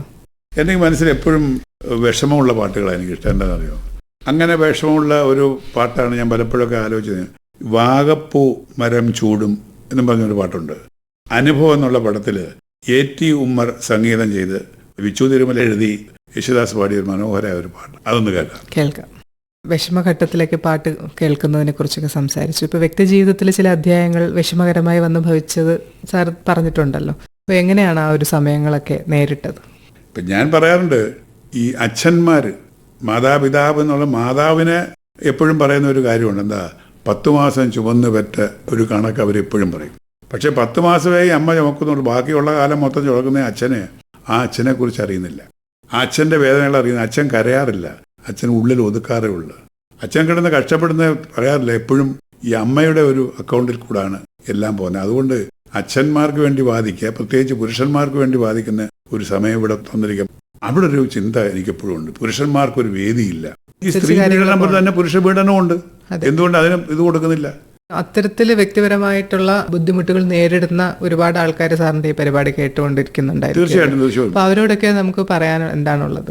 അവരോട് എനിക്ക് പറയാനുള്ളത്, നമ്മൾ സംഘടിക്കാനുള്ള ഒരു മേഖല ഉണ്ടാക്കണം. സംഘടിച്ച് വരുന്ന മേഖലകളിൽ നമ്മൾ വേണ്ട സപ്പോർട്ട് ചെയ്യണം. യാഥാർത്ഥ്യമായിരിക്കണം നമ്മുടെ പ്രശ്നങ്ങൾ. അതിനകത്ത് വെറുതെ ഏച്ചുകെട്ടൽ പാടില്ല. നിത്യജീവിതത്തിൽ നിങ്ങൾ അനുഭവിക്കുന്ന വേദനകൾ എന്തെന്ന് കുറിച്ച് ബുക്കുകൾ എഴുതിയോ അല്ലെങ്കിൽ അനുഭവങ്ങൾ എഴുതിയോ അല്ലെങ്കിൽ സോഷ്യൽ മീഡിയകളിൽ കൊണ്ട് പ്രതികരിക്കണം. ഞാൻ പ്രതികരിക്കാറുണ്ട്. അതുപോലെ പ്രതികരിക്കുമ്പോൾ കുറച്ച് പേരെങ്കിലും അത് ഏറ്റെടുക്കും. അങ്ങനെ ഏറ്റെടുക്കുക ചെറിയ മൂവ്മെന്റ് ഒരു വലിയ തരംഗമായിട്ട് മാറും. അങ്ങനെ ഒരു മാറ്റത്തിന് വേണ്ടി നമുക്ക് കാത്തിരിക്കാം. നിങ്ങളും ഉള്ളത് തുറന്ന് എഴുതുക, തുറന്ന് പറയുക. തുറന്ന് പറച്ചിലുകളിലാണ് മാറ്റങ്ങൾ വരാൻ. തീർച്ചയായിട്ടും തുറന്ന് പറഞ്ഞേ പറ്റൂ. മിക്കവരും നമ്മൾ ഇത്തരം തുറന്നു പറച്ചിലുകൾ നടത്തുമ്പോൾ പറയും, നമ്മുടെ കുട്ടികൾക്ക് അത് മോശമല്ലേ, അല്ലെങ്കിൽ നമ്മുടെ കുടുംബത്തിന്റെ പേരിനെ അത് ബാധിക്കില്ലേ എന്നൊക്കെയുള്ള ഒരു ഇതായിരിക്കും തിരിച്ച് ചോദിക്കപ്പെടുന്നത് അല്ലേ? അത് കറക്റ്റാണ്. പക്ഷെ ആരെങ്കിലുമൊക്കെ അന്ന് ഇതുണ്ടേ. ഞാനിത് പറയുന്നത് മറ്റുള്ളവർക്ക് മാതൃകയാരും വേണ്ട. ആ കൊല്ലം തുളസിക്ക് ഇങ്ങനെ വന്നല്ലോ, പിന്നെ നമുക്കെന്താ നമ്മുടെ കാര്യം ഇങ്ങനെ വരുന്നത് ചിന്തിക്കുന്നുണ്ട്. ഈ അനുഭവങ്ങൾ ഷെയർ ചെയ്യുമ്പോഴേ നമ്മൾ, കാരണം ഇപ്പോഴത്തെ കാലഘട്ടം അറിയാം, കുട്ടികൾ എന്ത് പഠിക്കുന്നു, അവർ എവിടെ പോകുന്നു, നമ്മൾ ആരും ശ്രദ്ധിക്കുക. സ്കൂളിൽ കുട്ടികളെ അയക്കുന്നുണ്ട്. A+ മേടിക്കണം, അല്ലെങ്കിൽ മെഡിസിൻ അയക്കണം, എഞ്ചിനീയറിംഗ് അയക്കണം. ജീവിതം പഠിപ്പിക്കുന്നില്ല നമ്മളാരും. വീട്ടിലും പഠിപ്പിക്കുന്നില്ല, സ്കൂളിലും പഠിപ്പിക്കുന്നില്ല, കൂടെ ഉള്ളവരും പഠിപ്പിക്കുന്നില്ല. ജീവിതം പഠിക്കാതെ ഒരാൾ എങ്ങനെ പോകുന്നത്? ഞാൻ താങ്കളോട് ചോദിക്കട്ടെ, A+B × A-B എന്ന് പറയുന്നത് ഒരുമാതിരി 10ാം ക്ലാസ് പഠിക്കും എല്ലാവർക്കും. പക്ഷേ ഇതുകൊണ്ട് ജീവിതത്തിൽ വല്ല ഗുണം ഉണ്ടായിട്ടുണ്ടോ ഇത് പഠിച്ചുകൊണ്ട്? ഒരു ചായ ഇടാൻ പഠിപ്പിക്കുക നമുക്ക് അറിഞ്ഞൂടാ, ഒരു ചമ്മന്തി അരയ്ക്കാൻ അറിഞ്ഞൂടാ, ഒരു കഞ്ഞിയും പേരും വെച്ച് കൊടുക്കാൻ അറിയില്ല, ഒരു ചോറിൻ്റെ പരുവം നോക്കാൻ അറിയില്ല. ഇങ്ങനെയുള്ള പ്രാക്ടിക്കൽ ആയിട്ടുള്ള വിദ്യാഭ്യാസം നമുക്ക് നശിച്ചുകൊണ്ടിരിക്കും. പണ്ടൊക്കെ ഇതൊക്കെ പറയുമായിരുന്നു. ഞാൻ കോളേജിൽ പഠിക്കും, മോറൽ സയൻസ് എന്ന് പറയുന്നുണ്ടായിരുന്നു. How to behave in the society. വീട്ടിലെങ്ങനെ പെരുമാറണം, എങ്ങനെ പെരുമാറരുത്, മുതിർന്നവരോട് എങ്ങനെ പെരുമാറരുത്. ഇപ്പം അതൊന്നുമില്ല. ആ ഒരു സംസ്കാര ച്യുതി നമുക്ക് നമ്മുടെ വിദ്യാഭ്യാസത്തിൽ വന്നുകൊണ്ടിരിക്കുക. കാലം മാറുന്നതിനനുസരിച്ച് സാംസ്കാരികമായിട്ടുള്ള പല കാര്യങ്ങളിലും മാറ്റം വന്നുകൊണ്ടിരിക്കുകയാണ്. ഇപ്പോൾ ഉള്ള ജെൻസി കുട്ടികൾ പണ്ടത്തെ രീതികളിലല്ലല്ലോ വളരെ. ഓർക്കുമ്പോൾ ദുഃഖം തോന്നും നമുക്ക്. അന്നത്തെ കാലത്ത് ഒരുപാട് സിനിമകളിൽ ഇങ്ങനെ തിരക്കേറിയ അഭിനയ ജീവിതമായിരുന്നല്ലോ. അപ്പൊ ഔദ്യോഗിക ജീവിതം അതെങ്ങനെയാണ് ബാലൻസ് ചെയ്തത്? ഞാൻ തിരക്കേറിയ നടനായിരുന്നില്ല, ആ കാര്യം ഞാൻ ആഗ്രഹിച്ചിരുന്നില്ല. ഞാൻ ഈ ശനി ഞായർ അല്ലെ 1-2 ദിവസം അല്ലെ 3-4 ദിവസം വരെ ജീവിതത്തിലുള്ളത്. കാര്യം സർക്കാർ ജോലി ഞാൻ വിട്ട് കളിച്ചിട്ടില്ല. ഞാൻ തിരുവനന്തപുരം നഗരസഭയിൽ നിന്നാണ് ഞാൻ റിട്ടയർ ആയത്. കോമൺ സർവീസിലാണ്. കണ്ണൂരും കോഴിക്കോടും കൊച്ചിയിലും കോട്ടയത്തും ഒക്കെ വർക്ക് ചെയ്തിട്ടുള്ള ഒരാളാണ്. അന്നൊന്നും ഞാൻ എൻ്റെ ജോലി കളഞ്ഞിട്ടുള്ള പണിയൊന്നുമില്ല. അപ്പം അത് കാരണം എനിക്ക് വലിയ നടനാകാൻ കഴിഞ്ഞിട്ടുമില്ല. ഞാൻ പറയും എനിക്ക് ചെറിയ വേഷം മതി, ഒരു സീനായാലും. അപ്പോൾ പറയും, നരേന്ദ്രപ്രസാദ് സാർ പണ്ട് പറഞ്ഞ തനിക്ക് പറ്റിയ കുഴപ്പം താൻ ഒരു സീൻ അഭിനയിക്കാനും പോകുമായിരുന്നു. ഞാൻ പറയും എനിക്കത് മതി, ഞാൻ സംതൃപ്തനാണ്. ഒരു സീൻ അഭിനയിച്ചാലും നല്ല സീൻ ഉണ്ടെങ്കിലും അത് മതി. അപ്പോൾ അത് കാരണം അങ്ങനെ അറിയപ്പെടാൻ എനിക്ക് ആഗ്രഹം ഉണ്ടെങ്കിൽ നമ്മുടെ ജോലി കളഞ്ഞിട്ടുള്ള പരിപാടി എനിക്കില്ലായിരുന്നു. അതിൻ്റെ ഒരു അപാകതയെന്ന് വേണമെങ്കിൽ പറയാം. പക്ഷേ അതുകൊണ്ട് ഞാനിന്ന് പെൻഷൻ കൊണ്ട് ജീവിച്ചു പോകുന്നു. ഈ തിരക്കിനിടയിൽ ഇപ്പോൾ ഔദ്യോഗിക ജീവിതത്തിന്റെ തിരക്കുണ്ടായിരുന്നു. സാറ് പറഞ്ഞ തിരക്കല്ലാത്തതാണെങ്കിലും സിനിമ തിരക്കുകൾ ഉണ്ടായിരുന്നു. തിരക്കില്ലെങ്കിലും തിരക്കല്ലെങ്കിലും തിരക്കിലാണെന്ന് പറയും. അപ്പോൾ എങ്ങനെയാണെങ്കിലും ജീവിതത്തിന്റെ തിരക്കിനിടയിൽ ഈ കവിതാരചന, കഥാരചന, അങ്ങനെ സാഹിത്യ പ്രവർത്തനങ്ങളും ഉണ്ടായിരുന്നല്ലോ. ഒരുപാട് പുസ്തകങ്ങളൊക്കെ രചിക്കാൻ. പണ്ട് പോലെ എഴുത്തു വാസന ഉണ്ടായിരുന്നു എനിക്ക്. എങ്ങനെയാണ് സാഹിത്യ രംഗത്തിലേക്ക് വന്നത്? സാഹിത്യരംഗത്തെ ചെറുപ്പകാലത്ത് ചില കൊച്ചു കൊച്ചു നുറുങ്ങുകളൊക്കെ എഴുതി വെക്കും. അത് ഞാൻ എഴുതി വെച്ചിട്ടുണ്ട്, ചെറുകഥകൾ, ചുറ്റുമുള്ള അതെല്ലാം. പക്ഷെ എൻ്റെ ഒരു വലിയ എല്ലാം ദുഃഖമാണ്. കവിത എഴുതിയാലും ദുഃഖമാണ്. എൻ്റെ മരണത്തെക്കുറിച്ചൊക്കെ ഒരു കവിത, വൈറലായ ഒരു കവിതയുണ്ട്. അച്ഛനെക്കുറിച്ച് ഞാൻ കവിത എഴുതിയിട്ടുണ്ട്, അമ്മയെക്കുറിച്ച് എഴുതിയിട്ടുണ്ട്. തുളസിയുടെ കവിതകൾ എന്നും പറഞ്ഞുകൊണ്ട് യൂട്യൂബിൽ അടിച്ചു നോക്കിയാൽ അറിയാം. ഹൃദയസ്പർശിയായ കുറച്ച് കവിതകൾ ഞാൻ എഴുതിയിട്ടുണ്ട്. അങ്ങനെയാണ് ഞാൻ ഈ എഴുത്തിൻ്റെ ഒരു ലോകത്തും കൂടെ വന്നത്. എട്ടുകാലി ഒരു ചെറുകഥ സമാഹാരം. എട്ടുകാലി എൻ്റെ ഒരു പഴയ അതൊരു ചെറുകഥാ സമാഹാരമാണ്. തുളസിയുടെ കഥകൾ, തുളസിയുടെ കവിതകൾ, തുളസിയുടെ ഫലിതങ്ങൾ, ആത്മായനം എന്ന ആത്മകഥ, ജ്ഞാനപുരാണം എന്ന നോവല്, പിന്നെ മാതാ അമൃതാനന്ദമ്മയെ കുറിച്ചുള്ള അമൃതഗീതം എന്നും പറഞ്ഞൊരു, പിന്നെ ഇങ്ങനെ ഒരുപാട് എഴുതിയിട്ടുണ്ട്. സാറിന്റെ കവിതകൾ കേൾക്കാൻ ശ്രോതാക്കൾക്ക് ആഗ്രഹം കാണും. ഒരു കവിത ചൊല്ലാമോ? നാളയൻ ശരീരത്തു നിന്നാത്മാവ് പോയിടുകിൽ നാലഞ്ചു പേരെങ്കിലും എൻ ചുറ്റും കൂടിടേണം. അക്ഷരശുദ്ധി വേണ്ടെങ്കിലും ഒരു നാമജപമെനിക്കേകണം. നിത്യശാന്തിക്കൊരുപായമായി ഒരു ദീപനാളത്തിനൊത്തൊരു ചന്ദനത്തിരി ഒന്നിച്ചു കത്തിക്കേണം. വെറുതെ ചടങ്ങിനായി വായ്ക്കരി വയ്ക്കുവാൻ ഉറ്റവരില്ലെങ്കിലും ഒരു ചെറു പുഷ്പമെങ്കിലുമെൻ ചുണ്ടിൽ വെച്ചിടേണം. ഒത്തുചേരുവാൻ ബന്ധുക്കളില്ലെങ്കിലും ഒത്തവർ ചേർന്നൊരു കോടി വാങ്ങി എൻ നഗ്നത മറയ്ക്കേണം. 6 അടി മണ്ണിലെൻ്റെ ശവത്തെ ഇറക്കിയിടുമ്പോൾ ആരെങ്കിലും ഒരു തുള്ളി കണ്ണീരൊഴുക്കണം. കല്ലറ പണിഞ്ഞെൻ്റെ സ്മാരകമുയർത്തിടേണ്ട, തൈത്തെങ്ങും നട്ടിടേണ്ട, കർമ്മങ്ങൾ തീരെ വേണ്ട. കല്ലൊന്നു വെച്ചിടേണം മൺകൂന മധ്യത്തിലായി, അതിലിങ്ങനെ കുറിക്കേണം വികൃതാക്ഷരത്തിൽ. ദുഃഖത്തിൽ ജനിച്ചു പിന്നതിലൂടെ വളർന്നൊരു ദുഃഖനായകന്റെ അന്തിമസ്ഥാനമാണിത്. ദുഃഖത്തിൽ ജനിച്ചു പിന്നതിലൂടെ വളർന്നൊരു ദുഃഖനായകന്റെ അന്തിമസ്ഥാനമാണിത്. ലോകരെ മാപ്പ്, നിങ്ങൾക്കൊരായിരം മാപ്പപേക്ഷ. സ്നേഹമായിരുന്നെൻ്റെ ജീവിത പരാജയം. ലോകരെ മാപ്പ്, നിങ്ങൾക്കൊരായിരം മാപ്പപേക്ഷ. സ്നേഹമായിരുന്നെൻ്റെ ജീവിത പരാജയം. സ്നേഹമായിരുന്നെൻ്റെ ജീവിത പരാജയം. വളരെ ഹൃദയസ്പർശിയായ ഒരു കവിത. കേൾക്കുന്നവർക്കൊക്കെ വിഷമം ഉണ്ടാകാൻ സാധ്യതയുണ്ട്. വിഷമം ഉണ്ടാകണം. സ്വന്തം വിഷമം മറ്റുള്ളവരുടെ പങ്കിടിയില്ല. അത് വിഷമമല്ല, ഇതൊരു ഓർമ്മപ്പെടുത്തലാണ്. തീർച്ചയായിട്ടും. നമ്മളെല്ലാം ഒരു കണക്കിൽ അനാഥരാണ്. നമ്മളൊരു വിദേശത്തൊരു യാത്ര പോകുമ്പോൾ അല്ലെങ്കിൽ റോഡിൽ പോകുമ്പോൾ നമ്മൾ മുഖം വികൃതമായ ഒരു ആക്സിഡൻറ്റ് പറ്റിയാൽ നമ്മളെ ആര് തിരിച്ചറിയും? ഒന്നീ മോർച്ചറി കൊണ്ടുവെക്കും, പിന്നെ പത്രത്തിലേതായി ആരും ഇരിഞ്ഞില്ലെങ്കിൽ നമ്മളിത് അനാഥമായിട്ട്. എനിക്കങ്ങനെ അനുഭവങ്ങൾ ഒരുപാടുണ്ട്. അനാഥരായിട്ട് ഈ ശ്മശാനത്തിൽ കൊണ്ടുപോയിരുന്ന പലരുണ്ട്. അവർക്ക് വേണ്ടി ഞാൻ മാറിയുന്ന ഒരു തുള്ളി കണ്ണീരൊഴുക്കിയിട്ടുണ്ട്. അവരെ ചുണ്ടിൽ ഞാൻ ഒരു പുഷ്പം കൊണ്ട് വെച്ചിട്ടുണ്ട്, ആരാന്ന് പോലും അറിയാത്ത ചില ശവശരീരങ്ങളുടെ മുകളിൽ. നമ്മൾ ഒരാളായിട്ട് മാറുമ്പോൾ നമ്മളൊന്നും അല്ലെന്നൊരു തോന്നലുണ്ടാകും. അപ്പോൾ ഈ അഹങ്കാരങ്ങളും അഹംഭാവങ്ങളുമോ. ക്യാൻസർ വന്ന ഒരാളാണ് ഞാൻ. RCC പോകുമ്പോൾ നമ്മുടെ ഈ അഹംഭാവങ്ങളെല്ലാം മാറും. ഒന്നും അറിയാത്ത കൊച്ചു കുട്ടികളും നല്ല സുന്ദരിയും സുന്ദരന്മാരായ യുവതി യുവാക്കളൊക്കെ മുടിയൊക്കെ പൊഴിഞ്ഞ് അവിടെ വന്നിരുന്ന് ആരുടെ മുഖത്ത് നോക്കാതെ അറിയിരുന്ന ആ രംഗങ്ങൾ കണ്ടപ്പോൾ അപ്പോഴൊക്കെ നമ്മൾ സ്വയം അറിയണം, നമ്മൾ എന്താണ്, നമ്മൾ ആരാണ്, നമ്മൾ ഈ ഭൂമിയിൽ ഒന്നും അല്ലെന്നുള്ള കാര്യം. അപ്പോൾ നമ്മൾ ഈ അഹങ്കാരത്തിൻ്റെ മോന കുറച്ചൊടിയും. സാറ് വലിയൊരു ജീവിത ദർശനമാണ് പറഞ്ഞത്.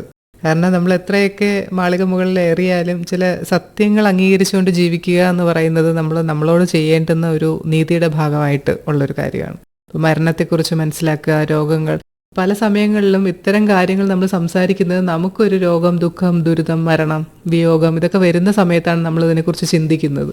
അല്ലെങ്കിൽ ഈ പറഞ്ഞ പോലെ കവിതകൾ കേൾക്കുമ്പോൾ, കഥകൾ കേൾക്കുമ്പോൾ ഒക്കെ, അല്ലെങ്കിൽ സിനിമകൾ കാണുമ്പോൾ ഒക്കെ നമ്മൾ ആലോചിക്കാറുണ്ടോ ഇത്തരം ദുഃഖങ്ങൾ നമുക്കുണ്ട്? പക്ഷെ നമുക്ക് ചേർന്നിരിക്കുമ്പോൾ, നമ്മൾ ആ ദുഃഖങ്ങളിൽ ജീവിക്കുന്ന സമയത്താണ് നമ്മൾ ഇതിനെക്കുറിച്ച് കൂടുതൽ വലിയ ദർശനങ്ങൾ മനസ്സിലാക്കുന്നത്.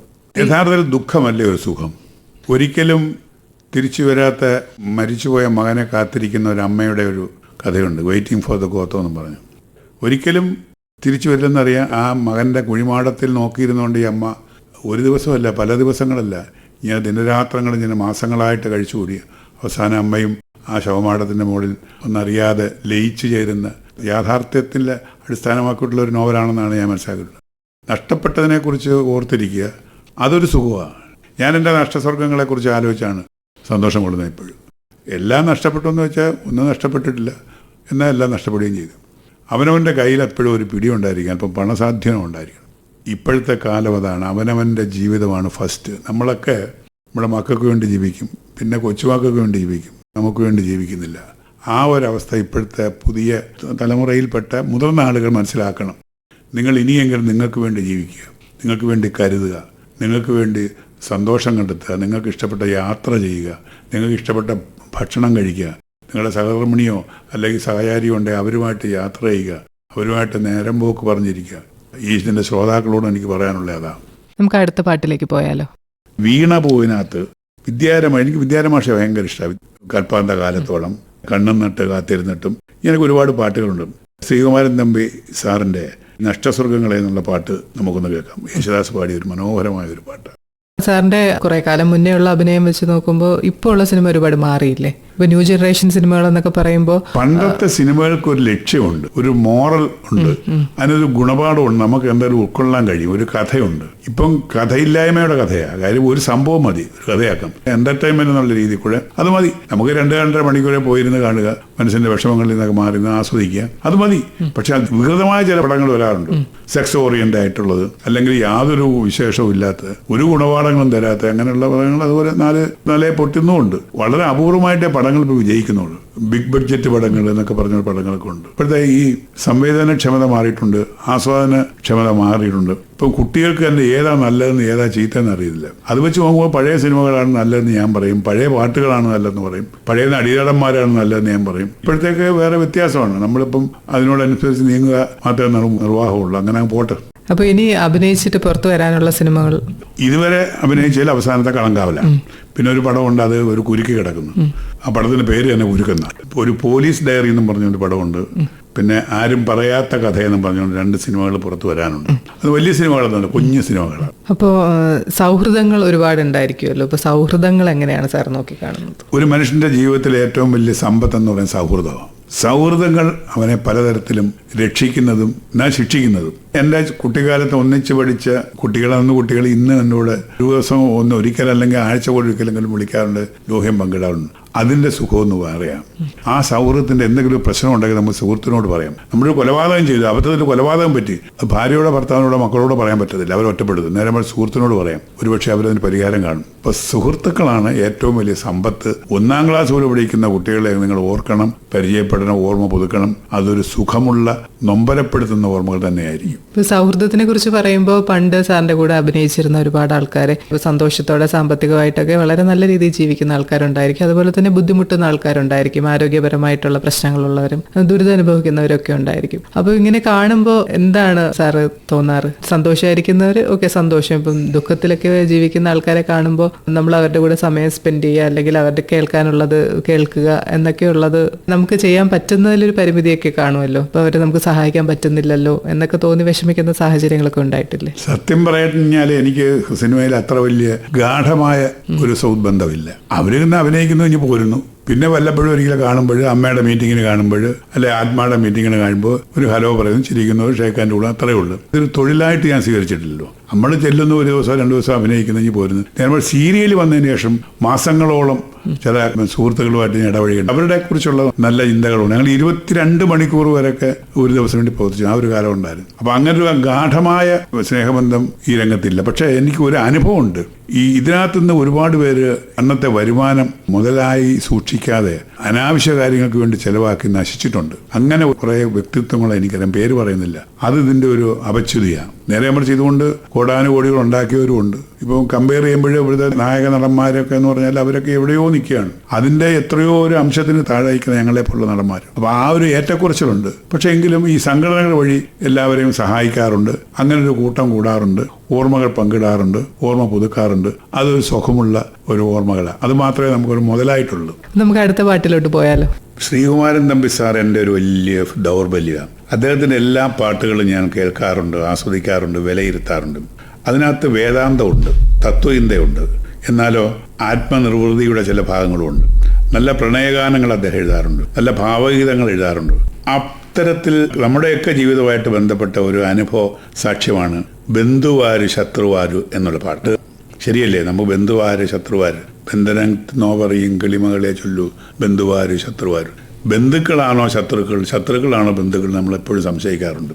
ഈ പാട്ടിന് രചന എഴുതിയ ശ്രീകുമാരൻ തമ്പി സാറാണ്. ഇത് പാടിയത് യേശുദാസാണ്. നമുക്കതൊന്ന് കേൾക്കാം.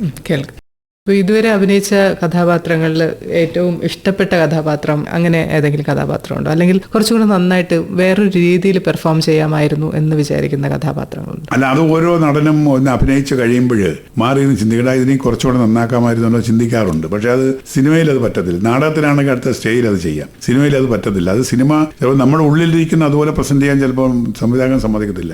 ഇത് നേരത്തെ പറഞ്ഞ സംവിധായകന്റെ കലയാണ്. അദ്ദേഹം പറയുന്ന പോലെ പറയണം, അദ്ദേഹം പറയുന്ന ഡയലോഗ് പറയണം, അദ്ദേഹം ചിരിക്കുന്ന പറയുന്ന പോലെ അതുപോലെ ചിരിക്കാൻ വേണ്ടി പറയും ചിലർ. അപ്പൊ അതുകൊണ്ട് ഇതൊരു പൂർണ്ണത എന്ന് പറയുന്നത് അവിടെ നമുക്ക് കിട്ടത്തില്ല. അത് നാടകം തന്നെയാണ്. നാടകം എന്ന് പറഞ്ഞാൽ സംവിധായകനെ എന്തെല്ലാം പഠിപ്പിച്ച് വിട്ടാലും, ഒരു മാസം ക്യാമ്പ് റിഹേഴ്സൽ എടുത്ത് പഠിപ്പിച്ച് വിട്ടാലും സ്റ്റേജിൽ അവന് മറയില്ല. അവൻ നേരിട്ട് വിടുന്നതാണ്. റേഡിയോ നാടകത്തിലായാലും നമുക്ക് തിരുത്താം. പക്ഷേ ഇപ്പോൾ സിനിമാഭിനയത്തിന് അതിൻ്റെതായ ഒരു ദൂഷ്യവശങ്ങളുണ്ട്. ഒരു നടന്റെ ശരിയായിട്ടുള്ള കഴിവുകൾ പ്രകടിപ്പിക്കാൻ പറ്റിയ ഒരു അവസരമല്ല സിനിമ. അപ്പോൾ സിനിമയിൽ അഭിനയിച്ചതിൽ കൂടുതലും ദുഷ്ടൻ കഥാപാത്രങ്ങളും അല്ലെങ്കിൽ ഗൗരവം ഉള്ള കഥാപാത്രങ്ങളൊക്കെയാണ്. പക്ഷെ സാറിന്റെ കവിതകളിൽ അതിവൈകാരികമായ കാര്യങ്ങളാണ്. മനുഷ്യ മനസ്സിന് വൈകാരിക തലങ്ങളെക്കുറിച്ച് ചിന്തിക്കുന്ന തരത്തിലുള്ള കവിതകളാണ്. അപ്പോൾ ഉള്ളിലെ കവിയും അല്ലെങ്കിൽ അഭിനയവും തമ്മിൽ സംഘർഷങ്ങൾ ഉണ്ടായിട്ടുണ്ടോ? നമ്മളിപ്പോൾ കാണുന്ന ഒന്നും അല്ലല്ലോ യാഥാർത്ഥ്യം. യാഥാർത്ഥ്യം എന്ന് പറഞ്ഞാൽ വേറെ ആയാലും യഥാർത്ഥത്തിൽ നമ്മൾ ജീവിതത്തിൽ അഭിനയിക്കാറില്ല. പക്ഷെ പലയിടത്തും അഭിനയിക്കുന്നുണ്ട് നമ്മൾ. എനിക്ക് തന്നെ തോന്നിയിട്ടുണ്ട്, പച്ചയായ മനുഷ്യനായിട്ട് നമുക്ക് ജീവിക്കാൻ പറ്റത്തില്ല, പലയിടത്തും അഭിനയിച്ചേ പറ്റത്തുള്ളൂ. എന്നെ സംബന്ധിച്ച് ഞാൻ ജീവിതത്തിൽ അഭിനയിക്കാറില്ല. പക്ഷേ ഈ അടുത്ത കാലങ്ങളിലായിട്ട് അഭിനയിക്കണമെന്ന് എനിക്ക് തോന്നിയിട്ടുണ്ട് ജീവിതത്തിലും. കാര്യം അങ്ങനെ നിലനിൽപ്പുള്ളു. സ്നേഹം ഭാവിക്കലാണ് പലയിടത്തും. സ്നേഹമില്ലാത്തൊരു സ്നേഹം ഉണ്ടെന്ന് പറയുക, എനിക്കത് വലിയ ബുദ്ധിമുട്ടാണ്. ചിരി എനിക്ക് അങ്ങനെ വരാറില്ല. പക്ഷെ ചിരിക്കുന്ന ഉള്ളിൽ നിന്ന് തന്നെ ആയിരിക്കും. എൻ്റെ മുഖത്തിന് ആ ചെറിയൊരു രൗദ്രഭാവമുണ്ട്, ഒരു കള്ള ലുക്കുണ്ട്, ഒരു ഫ്രാഡ് ലുക്കുണ്ട് എന്നൊക്കെ പറയുന്നതുകൊണ്ടാണ് എനിക്ക് ദുഷ്ടവേഷങ്ങൾ കിട്ടുന്നത്. പക്ഷെ എൻ്റെ ചിരി ഉള്ളിൽ നിന്നാണ്. അത് പലരും മനസ്സിലാക്കുന്നില്ല. എപ്പോഴും പറയും അയാളുടെ മുഖം എപ്പോഴും ഞാൻ പിടിച്ചുകൊണ്ടിരിക്കാൻ തോന്നുന്നു. അതെന്ത് ചെയ്യാനപ്പോൾ എൻ്റെ മാതാപിതാക്കളെല്ലാം എനിക്ക് കുറ്റം പറയാൻ പറ്റത്തുള്ളൂ. അവരവരുടെ മാതാപിതാക്കളെ കുറ്റം പറയും. അത് പരമ്പരകളുടെ ഒരു കോൺട്രിബ്യൂഷനാണ്. അതിനെക്കുറിച്ചുള്ള ചിന്തയൊന്നും എനിക്കില്ല സത്യം പറഞ്ഞാൽ. ഇപ്പോൾ അമർച്ചർ നാടകങ്ങളിലൂടെയൊക്കെയാണല്ലോ താങ്കൾ കൂടുതലായിട്ടും ഈ ഫീൽഡിലോട്ട് വരുന്നത്. പക്ഷെ ഇന്നത്തെ നാടകരംഗം അന്നത്തെ നാടകത്തിനേക്കാളും വളരെയധികം വ്യത്യസ്തമാണല്ലോ. ചിലപ്പോൾ അന്നത്തെ അത്രയധികം നാടകങ്ങൾ ഇപ്പോൾ ഉണ്ടോ എന്നൊക്കെ ചോദിച്ചാൽ സാറിന്റെ ഇന്നത്തെ നാടകത്തിന് പലതുണ്ട്. അമച്ചർ നാടകങ്ങളുണ്ട്, ക്ലബ്ബ് നാടകങ്ങളുണ്ട്, മത്സര നാടകങ്ങളുണ്ട്, പ്രൊഫഷണൽ നാടകങ്ങളുണ്ട്. പ്രൊഫഷണൽ നാടകങ്ങളൊക്കെ ഇപ്പോൾ എത്ര മാറ്റം വന്നിരിക്കുന്നത്, ഭയങ്കരമായ മാറ്റം. ഈ പ്രൊഫഷണൽ നാടകങ്ങൾ ഞാനൊരു വർഷം ഒരു 10-30 നാടകങ്ങളും കാണും.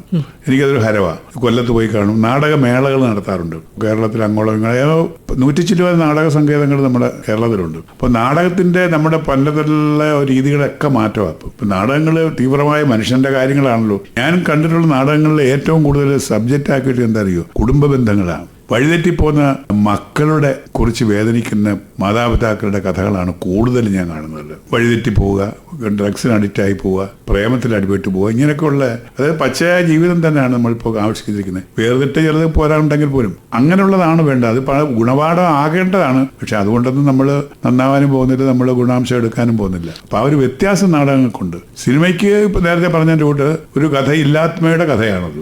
സാറിൻ്റെയൊക്കെ ആദ്യകാലങ്ങളിൽ സോഷ്യൽ മീഡിയ ഇല്ലായിരുന്നു. ഇപ്പം ആർക്കും എന്തും നമുക്ക് നേരിട്ട് കണ്ട് തന്നെ നമ്മുടെ അഭിപ്രായങ്ങൾ പറയണമെന്നില്ല. സോഷ്യൽ മീഡിയയിൽ ഒരു പേജിൽ കൂടെ എന്തും ചെയ്യാം. ഇപ്പോൾ സൈബർ ആക്രമണങ്ങൾ, ഇപ്പോൾ സാറിന്റെ നേരത്തെ പറഞ്ഞ പോലെ തുറന്ന പറച്ചിലുകളൊക്കെ ഉണ്ടാകുമ്പോൾ ഇത്തരത്തിലുള്ള ആക്രമണങ്ങൾ അല്ലെങ്കിൽ പോസിറ്റീവായിട്ടും നെഗറ്റീവായിട്ടും ഒക്കെ നേരിട്ടിട്ടുണ്ടാവുമല്ലോ. അപ്പോൾ ഈ സോഷ്യൽ മീഡിയയുടെ ഒരു സ്വാധീനത്തെക്കുറിച്ച് എന്താണ് പറയാനുള്ളത്? സോഷ്യൽ മീഡിയയിൽ കൂടെയാണ് ഞാൻ ഏറ്റവും കൂടുതൽ തെറി കേട്ടിട്ടുള്ളത്. ജീവിതത്തിൽ ഞാൻ തെറികൾ ഞാൻ കേട്ടിട്ടില്ല. ആരും വിളിക്കേണ്ട ആ സാഹചര്യം ഉണ്ടായിട്ടില്ല. പക്ഷെ നേരത്തെ പറഞ്ഞാലും ആർക്കും എന്തും ആരെയും പറയാം, എന്ത് ഭാഷയും ഉപയോഗിക്കാം. ഇപ്പൊ നേരിട്ടൊരാൾ ചീത്ത വിളിച്ചാലും നമുക്ക് അങ്ങോട്ട് പ്രതികരിക്കത്തില്ല. സോഷ്യൽ മീഡിയ കൊണ്ട് ഇപ്പോൾ ഒരുപാട് കാര്യങ്ങൾ രംഗത്ത് കൊണ്ടുവരാൻ സാധിക്കുന്നുണ്ട്. എല്ലാത്തിനും 2 വശമുണ്ടല്ലോ.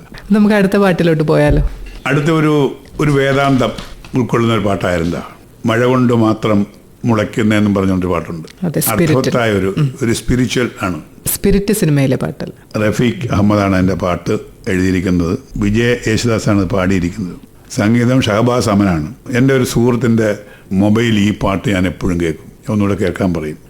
അപ്പോൾ സാറിന്റെ നോവലാണ് ജാനുപുരാണം. അപ്പോൾ അതിൽ വേലക്കാരിയുടെ ജീവിതത്തിനെ കുറിച്ചാണ് ആ നോവൽ. മറ്റ് പ്രേക്ഷകർ കാണുമ്പോൾ സാറ് ലൈം ലൈറ്റിലൊക്കെ നിൽക്കുന്ന അല്ലെങ്കിൽ നല്ല ഗവൺമെന്റ് ജോലിയിൽ നിന്ന് വിരമിച്ച ഒരു ഉദ്യോഗസ്ഥനാണ്. അപ്പോൾ സാധാരണ ആൾക്കാരുടെ ഒരു വേലക്കാരിയുടെ ഒരു ജീവിതത്തിനെ പറ്റി ഇത്രയധികം സംസാരിക്കാനും മാത്രം ഒരു സാമൂഹിക പ്രതിബദ്ധത എന്തുകൊണ്ടാണ് തോന്നിയത്? ഞാൻ തിരുവനന്തപുരത്ത് വന്നതിന് ശേഷമാണ് വീട്ടുജോലിക്ക് ആളുകളെ നിർത്താൻ തുടങ്ങിയത്. അപ്പോൾ ഞാനിവിടെ വരുമ്പോൾ തമാശയായിട്ട് പലരും കേട്ടിട്ടുണ്ട്, തിരുവനന്തപുരത്ത് വീട്ടുജോലിക്ക് ആളെ കിട്ടാനും വീട് വാടകയ്ക്ക് കിട്ടാനാണ് വലിയ പ്രയാസമെന്ന്. അപ്പോൾ അത് എന്താണെന്നെ കുറിച്ച് ഞാൻ അന്വേഷിച്ചപ്പോൾ ഇവിടെ വീട്ടുജോലി എന്ന് പറയുന്ന ഒരു വലിയൊരു തൊഴിലാണ്. ഒരുപാട് പേര് ഈ ഭർത്താക്കന്മാരെ ലേസിയായിട്ട് വീട്ടിൽ കിടക്കുന്നവരുമുണ്ട്, അല്ലാതെ തന്നെ വേറെ പണിക്ക് പോകുന്നവരും മാന്യമായ ജോലി ചെയ്യുന്ന ആൾക്കാരും ഭാര്യമാരെ വീട്ടു ജോലിക്ക് അയക്കുന്ന ഒരു കൾച്ചർ എല്ലായിടത്തും ഉണ്ടെങ്കിൽ തിരുവനന്തപുരത്ത് കൂടുതലാണെന്ന് എൻ്റെ ഒരു വിശ്വാസം. അങ്ങനെ എനിക്ക് എൻ്റെ വീട്ടിലൊരു കുട്ടി ജീവിതത്തിൽ വന്നപ്പോൾ അതിൻ്റെ ചരിത്രം ഞാൻ കേട്ടപ്പോൾ ഏറ്റവും ഹൃദയസ്പർശിയായ ഒരു കഥയാണ് എൻ്റെ പിന്നിലുള്ളത്. അച്ഛനും അമ്മയും ചെറുപ്രായത്തിലെ മരിച്ചു.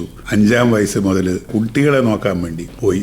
അങ്ങനെ കുട്ടികളെ നോക്കി അങ്ങനെ ഇന്ന് പിന്നെ വീട്ടുജോലിയായി. അവസാനം പ്രായപൂർത്തിയായപ്പോഴും ഓരോ വീടുകളിൽ നിന്ന് അനുഭവിക്കേണ്ടി വന്ന വേദനകൾ. പക്ഷെ അവിടെ നിന്നെല്ലാം കുപ്പയിലെ മുത്തുപോലെ ആ കുട്ടി രക്ഷപ്പെട്ടെന്നുള്ള രീതിയാണ്. മോശമായ സാഹചര്യത്തിൽ പോലും ആ കുട്ടി അല്ലെങ്കിൽ ആ സ്ത്രീ രക്ഷപ്പെട്ട് അവസാനം ഓടി തളർന്ന ഒരു അഭയകേന്ദ്രത്തിൽ, ഒരു ആശ്രമത്തിൽ വന്ന് അഭയം ചോദിക്കുകയും അഭയം കൊടുക്കുകയും ആ അഭയം കൊണ്ടുന്ന സ്ഥാനത്ത് നിന്നാണ് എനിക്ക് ആ കുട്ടിയെ കിട്ടുന്നത്. അപ്പോൾ അവർ സഞ്ചരിച്ച ആ യാത്ര അത് എന്നെ വളരെയധികം സ്പർശിച്ചു. ആ കഥ എന്നോട് പറഞ്ഞപ്പോൾ എൻ്റെ മനസ്സിൽ അതുവരെ ഉണ്ടായിക്കൊണ്ടിരുന്ന വലിയ ആഗ്രഹമായിരുന്നു ഒരു നോവൽ എഴുതണമെന്ന്. പല കഥകളും ഞാൻ മനസ്സിൽ കണ്ടിട്ടുമുണ്ട്. പക്ഷേ എൻ്റെ മനസ്സിൽ ഞാൻ കണ്ടുള്ള കഥാതന്തുവിനേക്കാൾ ചുറ്റുമുള്ള മറ്റ് അനുഭവങ്ങളെക്കാൾ ഏറ്റവും കൂടുതൽ ഇത്തരത്തിലുള്ള ഒരു കുട്ടിയുടെ അല്ലെങ്കിൽ ഒരു സ്ത്രീയുടെ ഹൃദയവികാരങ്ങൾ പുറത്ത് കാണിക്കുക എന്ന് എനിക്ക് തോന്നി. എൻ്റെതായിട്ടൊന്നും അതിനകത്തില്ല. പക്ഷെ ഞാൻ എൻ്റെ ഭാഷയും ആ ഒരു എഴുത്തിൻ്റെ ശൈലി ഉപയോഗിച്ച് ഞാൻ നോവലാക്കി. അത് ക്ലിക്കായി. ഇപ്പോൾ 2 എഡിഷനായി. ഗ്രീൻ ബുക്സ് ആണ് അത് ഇറക്കിയിരിക്കുന്നത്. അപ്പോൾ ഇനി എഴുതി തീരാത്ത കഥകൾ കൊണ്ടൊരു നോവൽ ഉണ്ടാക്കണമെന്നൊരു ആഗ്രഹത്തിലാണ് ഞാനിപ്പോൾ. അതുപോലെയാണ് ഞാൻ ആത്മകഥ എഴുതിയത്. ആത്മകഥ എൻ്റെ ജീവിതാനുഭവങ്ങൾ ഞാൻ എൻ്റെ ഒരു കഥ എഴുതാൻ തുടങ്ങുമ്പോൾ ആത്മായനം എന്നാണ് എൻ്റെ പേരും. അത് ശ്രേഷ്ഠ ബുക്സ് ആണ് ഇറക്കിയിരിക്കുന്നത്. മറ്റേ ഗ്രീൻ ബുക്സ് ആണ്. അതും എൻ്റെ അനുഭവങ്ങളും ഞാൻ തന്നെ ഒന്ന് വിചിന്തനം ചെയ്ത് നോക്കിയപ്പോൾ വല്ലാത്തൊരു മേഖലയിൽ കൂടാണ് ഞാൻ കടന്നു പോയിട്ടുള്ളത്. ചെറുപ്പകാലം മുതൽ 17-ാമത്തെ വയസ്സിൽ ജനാദി ബാംഗ്ലൂരിൽ ജോലി ചെയ്ത കാര്യം, അവിടെ നിന്ന് വെച്ച അനുഭവങ്ങളും, വീണ്ടും വീട്ടിൽ വന്നു ദാരിദ്ര്യത്തിൽ വീണ്ടും വന്നുപെടുകയും വീണ്ടും നാട് വിടാൻ വന്നപ്പോൾ പുതിയ ജോലി കിട്ടുകയും 10-12 നഗരസഭകളിൽ വർക്ക് ചെയ്ത് അവിടെയുള്ള അനുഭവങ്ങൾ, പിന്നെ തിക്താനുഭവങ്ങൾ, കലാരംഗത്ത് വരാനുള്ള അനുഭവങ്ങൾ, അവിടെ എല്ലാം നമ്മൾ അതിജീവിക്കുന്നത്. പലയിടത്തുമൊക്കെ നമ്മൾ മോശമായ രീതികൾ, നമ്മുടെ സമ്പത്തിൻ്റെ ഒരു പ്രശ്നമുണ്ട്. ദാരിദ്ര്യത്തിൽ കൂടാണ് നമ്മൾ വളർന്നത്. പക്ഷേ ഇപ്പോഴെനിക്ക് ദാരിദ്ര്യമില്ല. ഞാൻ ഈ ദാനം ചെയ്യാൻ കുറച്ച് ഇച്ചിരി മനസ്സ് കൂടിപ്പോയി. എനിക്ക് നാട് നന്നാക്കുന്നതിന് മുമ്പ് വീട് നന്നാക്കണമെന്നുള്ള സ്വഭാവക്കാരനാണ് ഞാൻ. ലോകാസമസ്ത സുഖിനോ ഭവന്തു എന്നൊക്കെ 2-ാമത്തെ ഭാഗം. ലോകം നന്നാക്കുന്നതിന് മുമ്പ് സ്വന്തം ഭാരതം നന്നായിട്ട് മതി, അതിനു മുമ്പ് നമ്മുടെ നാട് നന്നായിട്ട് മതി, അതിനു മുമ്പ് വീട് നന്നായിട്ട് മതി, അതിനു മുമ്പ് ബന്ധുക്കൾ നന്നായിട്ട് മതി എന്ന് വിശ്വസിക്കുന്ന ഒരാള്. പക്ഷെ ഇപ്പോൾ ഒരു തിരിച്ചറിവുണ്ട്, അത് വേണ്ടായിരുന്നില്ല എന്ന് തോന്നി. അതിൻ്റെ അനുഭവങ്ങളും ഉണ്ട്. നമ്മൾ സഹായിച്ചവരൊന്നും നമ്മളെ ശത്രുക്കളായി മാറുന്ന ഒരു അവസ്ഥ എനിക്കുണ്ടായിട്ടുണ്ട്. ഇപ്പൊ എൻ്റെ പുതിയൊരു തീരുമാനം അല്ലെങ്കിൽ പുതിയൊരു ദർശനത്തെ ഞാൻ എത്തിയത് ആരെയും സഹായിക്കരുത്. സാർ ഒരുപാട് ജീവിത യാഥാർത്ഥ്യങ്ങളെ കുറിച്ചും ജീവിത ദർശനങ്ങളെ കുറിച്ചും ഒക്കെ പറഞ്ഞു. ഒരുപാട് യാത്രകൾ ചെയ്യുന്നുണ്ടാവുമല്ലോ. യാത്രകൾ എങ്ങനെയാണ് സാറിന്റെ ജീവിതത്തിനെ സഹായിച്ചത്? യാത്ര എനിക്ക് പണ്ട് മുതലേ വലിയ ഇഷ്ടമാണ്. ചെറുപ്പം മുതലേ എനിക്കിഷ്ടമാണ്. ചെറുപ്പം മുതൽ ചെറിയ ദൂരത്ത് അച്ഛൻ്റെ വീട്ടിൽ നിന്ന് അമ്മയുടെ വീട്ടിലേക്ക് പോവുക, ഇച്ചിരി കൂടെ പ്രായമായപ്പോഴും നാടകങ്ങൾ, കലാപരിപാടികൾ കാണാൻ പോവുക, ഉത്സവപ്പറമ്പുകളിൽ പോയിരിക്കുക, ഇതൊക്കെ പണ്ടുപോലെ. അത് കുറച്ച് ദൂരെയൊക്കെ പോകും. ചെറുപ്രായത്തിലെ സ്കൂളിൽ പഠിക്കുമ്പോഴൊക്കെ ഇങ്ങനെ പോകും. അപ്പോൾ ആ യാത്രയിൽ നിന്ന് ഉണ്ടാകുന്ന ചില സുഖങ്ങളുണ്ട്. പ്രോഗ്രാംസ് കാണുക, നാടകം കാണുക, കഥാപ്രസംഗങ്ങൾ. ഞങ്ങളുടെ കൊല്ലത്തുകാരുടെ ഒരു വലിയ ദൗർബല്യമാണ് കഥാപ്രസംഗങ്ങൾ. സാംബശിവന്, കൊല്ലം ബാബു, അങ്ങനെയുള്ളവരുടെ കഥാപ്രസംഗങ്ങൾ പണ്ടുപോലെ കേട്ടിട്ടുണ്ട്. പിൽക്കാലത്ത് നമ്മൾ ജോലിയിൽ കയറിയപ്പോഴത്തേക്ക് ഈ അറേഞ്ച്ഡ് ടൂർ പ്രോഗ്രാംസ് വന്ന് അങ്ങനെ പോയിട്ടുണ്ട്. അല്ലാതെ നമ്മുടെ സിനിമാ നടനായതുകൊണ്ട്, സെലിബ്രിറ്റി ആയതുകൊണ്ട് പ്രോഗ്രാംസുമായിട്ടുണ്ട്. അമേരിക്കയിൽ പോയിട്ടുണ്ട്, പിന്നെ യൂറോപ്യൻ കൺട്രീസ് പോയിട്ടുണ്ട്, ഗൾഫ് രാജ്യങ്ങളിൽ പോയിട്ടുണ്ട്. ഒരു 10-15-16 രാജ്യങ്ങളിൽ ഞാൻ പോയിട്ടുണ്ട്. അത് വലിയ മഹാഭാഗ്യമാണ്. അപ്പോൾ അവിടെ ചെല്ലുമ്പോൾ അതിനൊരു ഗുണമെന്ന് ഞാൻ മനസ്സിലാക്കിയത്, ഇപ്പം നാടകത്തിൻ്റെ കാര്യത്തിൽ ഞാനിപ്പം റഷ്യയിലും ഒക്കെ പോകുമ്പോഴേ നാടക സങ്കേതങ്ങളിൽ പോയിട്ടുണ്ട്. അപ്പോൾ നമ്മുടെ നാടകമായിട്ട് താരതമ്യപ്പെടുത്താം. അതുപോലെ കുടുംബങ്ങളിൽ താമസിക്കുമ്പോൾ മിക്കവാറും ഹോട്ടലുകളെക്കാളും ചില കുടുംബങ്ങളിലായിരിക്കും നമ്മൾ താമസിക്കുന്നത്. അപ്പം അവിടുത്തെ ഒരു കുടുംബ പശ്ചാത്തലങ്ങൾ, അവിടുത്തെ ഒരു പെരുമാറ്റ രീതി നമ്മളുമായിട്ട് പോകുമ്പോഴാണ് വ്യത്യാസം. അജഗജാന്തരമാണ്. നമുക്ക് അടുത്ത പാട്ടിലോട്ട് പോയാലോ? ഗിരീഷ് പുത്തഞ്ചേരി എഴുതി ജയചന്ദ്രൻ സംഗീതം നൽകി വിദ്യാരംഭ മാഷും ജയചന്ദ്രനും പാടിയ മനോഹരമായ ഒരു പാട്ടുണ്ട്. ഇത് ഹൃദയസ്പർശിയായ ഒരു പാട്ടാണ്. കണ്ണും നട്ട് കാത്തിരുന്നിട്ട് എന്ന് തുടങ്ങുന്ന ഒരു പാട്ട്. ഒരുപക്ഷെ എനിക്ക് തോന്നുന്നു നിങ്ങൾക്കും അത് മനസ്സിനെ അലട്ടുമെന്ന്. ആ പാട്ട് നമുക്കൊന്ന് ആസ്വദിക്കാം.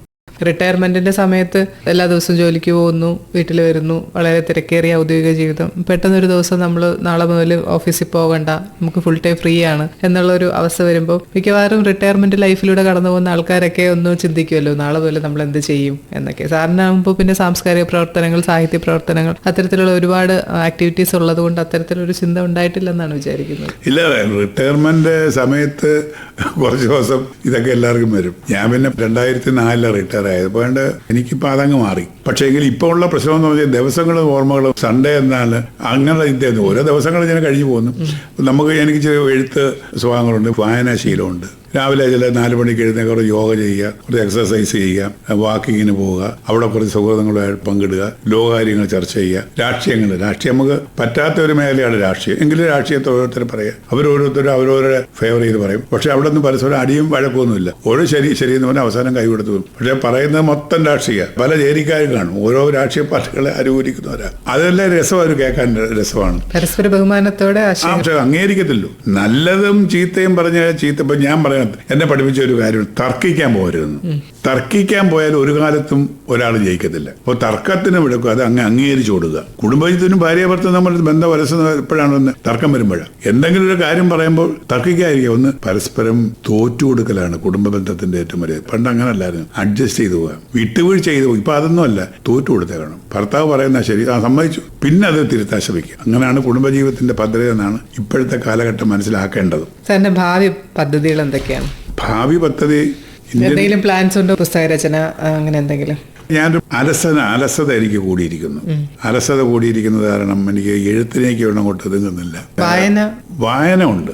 വായനയും ഏതുതരം പുസ്തകങ്ങളാണ് താല്പര്യം? ഞാനില്ല, എനിക്ക് നല്ല ലൈബ്രറി ഉണ്ട്. ഞാൻ എല്ലാതരം പോകുക. ആത്മീയതയാണ് ഇപ്പം കൂടുതൽ. പൈസ കാലത്ത് ഏറ്റവും എളുപ്പമാർഗ്ഗം അതിൽ ആത്മീയത പോവുക, പിന്നെ ക്ഷേത്രങ്ങളിൽ പോവുക, ആത്മീയ ചർച്ചകൾ, ആത്മീയ പ്രഭാഷണം ചെയ്യാറുണ്ട് ഞാൻ. അപ്പോൾ അതാണ് കുറച്ചുകൂടെ നല്ലതെന്നും കുറച്ചുകൂടെ കാര്യം. തർക്കമില്ല, ഭഗവാനോട് പോയി എന്തും പറയാമല്ലോ, തിരിച്ചിങ്ങോട്ട് കിട്ടത്തില്ലോ.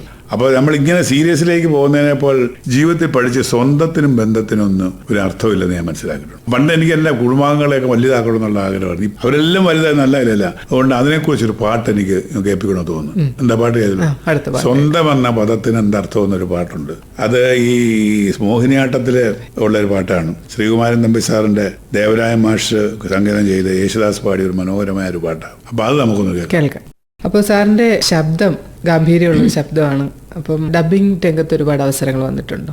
അത് ഞാൻ തുടക്കം ഈ ആകാശവാണിയിൽ നിന്നാണ്. മള്ളൂർ രാമകൃഷ്ണൻ എന്ന് പറഞ്ഞൊരു പ്രൊഡ്യൂസർ ഉണ്ടായിരുന്നു. അദ്ദേഹത്തിൻ്റെ ഒരു ഫാനാണ് ഞാൻ. അന്ന് ഈ പറഞ്ഞ സ്ട്രിക്റ്റ് റൂളൊന്നുമില്ല. നല്ലൊരു ശബ്ദം, നാടകത്തിൽ ക്യാരക്ടറുണ്ട്, ആ കൊല്ലം തുളസി വിളി എന്ന് പറയും. ഇപ്പം ഇന്നത്തെ കൂടുതൽ നിയമങ്ങളൊന്നും അന്ന് കർശനമല്ല. അപ്പം അങ്ങനെ പുള്ളി ഒരു സമയം നിനക്ക് ഡബ് ചെയ്യാൻ പോയിക്കൂടാ എന്ന് ചോദിച്ചു. അങ്ങനെ ആ പുള്ളിയാണ് എന്നെ നിർബന്ധിച്ച ഒരു പടത്തിലേക്ക് വേണ്ടി ചിത്രാഞ്ജലിയിൽ പറഞ്ഞയച്ചത്. അങ്ങനെ കുറച്ച് പടങ്ങളിലൊക്കെ ഞാൻ പ്രധാനപ്പെട്ട പലർക്കും ശബ്ദിച്ചിട്ടുണ്ട് അന്നക്കാലത്ത്. പിന്നെ ഞാൻ സിനിമയിൽ സജീവമായി വന്നപ്പോൾ എൻ്റെ ശബ്ദം പോപ്പുലർ ആയപ്പോൾ ആ പരിപാടി നിർത്തി. ആൾക്കാർ തിരിച്ചറിയാൻ നോക്കിയപ്പോൾ അത് നിർത്തി. അങ്ങനെ ശബ്ദം കൊണ്ട് അങ്ങനെ ഒരു ഗുണം ഉണ്ടായിട്ടുണ്ട്. ഇപ്പൊ എന്റെ ശബ്ദം അടഞ്ഞിരിക്കുന്നേ ഉള്ളൂ.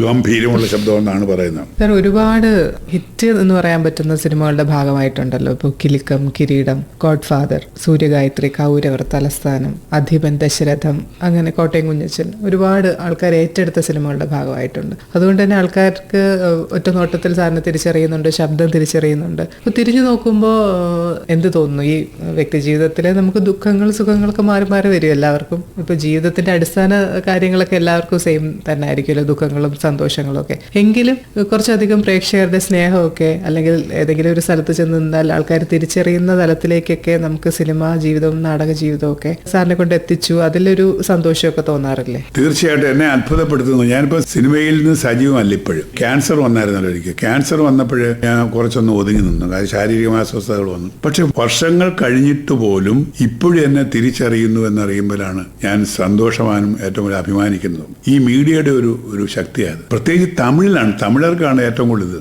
തമിഴ് പടത്തിൽ ആകപ്പാട് 2 സിനിമയിലെ ഞാൻ അഭിനയിച്ചിട്ടുള്ളൂ, എത്രയോ വർഷങ്ങൾക്ക് മുമ്പ്. പക്ഷെ ഇപ്പോഴും തിരുവനന്തപുരത്തുള്ള തമിഴ് ചായക്കടകളിലോ അല്ലെങ്കിൽ റെസ്റ്റോറൻറ്റിലോ പോകുമ്പോൾ അവർ നീങ്ക നടിക്കുന്നതാനാ എന്ന് കേൾക്കാറുണ്ട്. അതൊരു വലിയ അത്ഭുതമായിട്ട് എനിക്ക് പോലുണ്ട്. ഇപ്പോഴും പഴയ അക്കൗണ്ടിന്റെ പേരിലാണ് ഞാനിപ്പം പോകുന്നത്. അതൊരു വലിയ സന്തോഷകാര്യം. കോടീശ്വരന്മാർക്ക് പോലും കിട്ടാത്ത ഒരു സൗഭാഗ്യമാണ് ഞങ്ങളെ തിരിച്ചറിയുക എന്നുള്ളത്. സാറിന്റെ ഒരു കവിതയും കൂടെ കേട്ടിട്ട് നമുക്ക് ഈ എപ്പിസോഡ് അവസാനിപ്പിക്കാം. കഴിഞ്ഞവിടുന്ന് ഞാൻ ഒരു മരണത്തെക്കുറിച്ചൊരു കവിത ചൊല്ലി, അത് ചൊല്ലി. പക്ഷെ ഞാൻ മരിച്ചില്ല. മരിക്കുമെന്ന് പ്രതീക്ഷിച്ച് ഞാൻ മരിച്ചു കഴിഞ്ഞാൽ ഇന്നത് ചെയ്യണമെന്നൊക്കെ പറഞ്ഞു ആണ് ആ കവിത. പക്ഷെ ഞാൻ മരിച്ചില്ല. പിന്നെ ഒരു കവിത എഴുതി, മരണത്തിനൊരു ചരമഗീതം. മറ്റേതിൻ്റെ പേരൊന്ന് പരാജിതന്റെ മോഹം എന്നാണ്.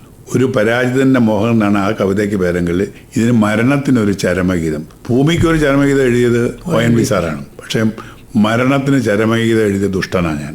ആരെങ്കിലും മരണത്തിന് ചരമഗീതം എഴുതിയോ? എന്താ വരികളെന്നറിയോ?